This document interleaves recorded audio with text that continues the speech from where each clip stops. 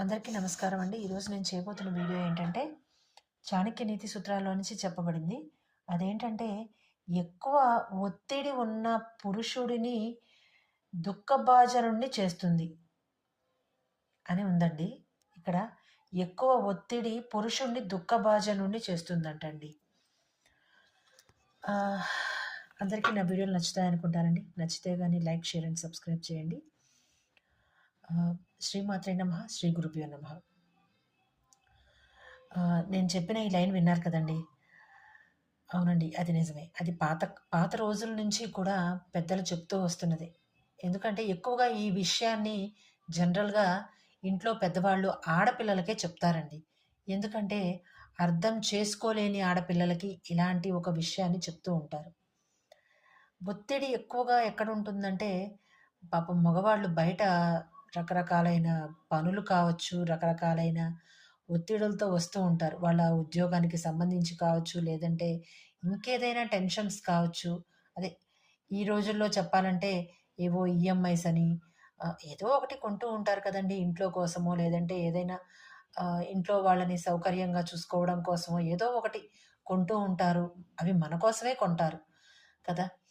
అలాగా ఈఎంఐ కట్టే ఒక సమస్య కావచ్చు, లేదంటే ఏదైనా ఇంకా వాళ్ళు సవాలక్షం మనుషుల్ని కలుస్తూ ఉంటారు. లేదంటే వాళ్ళ వాళ్ళ ఇష్యూస్ వాళ్ళకుంటూ ఉంటాయి. ఉద్యోగం తరపున కావచ్చు, వ్యాపారం కావచ్చు, లేకపోతే ఇంకా బయట విషయాలు కావచ్చు, అలా పిల్లల చదువులు కావచ్చు, ఇలా రకరకాల టెన్షన్‌లతో ఉంటూ ఉంటారు.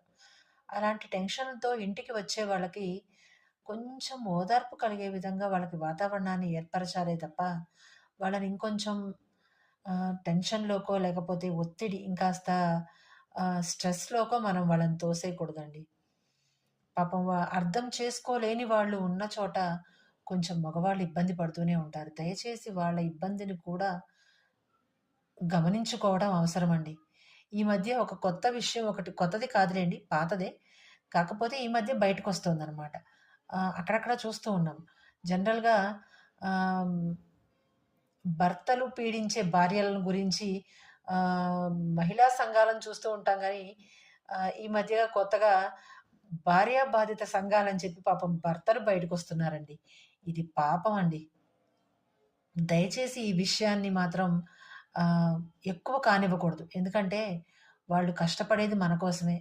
కుటుంబం కోసమే కష్టపడే వాళ్ళని కొంచెమైనా మనము ఆహ్లాద ఆహ్లాదకరమైన వాతావరణాన్ని ఏర్పరిచినా, ఏర్పరచకపోయినా పర్వాలేదు. కానీ కొంచెమైనా ప్రశాంతమైన వాతావరణాన్ని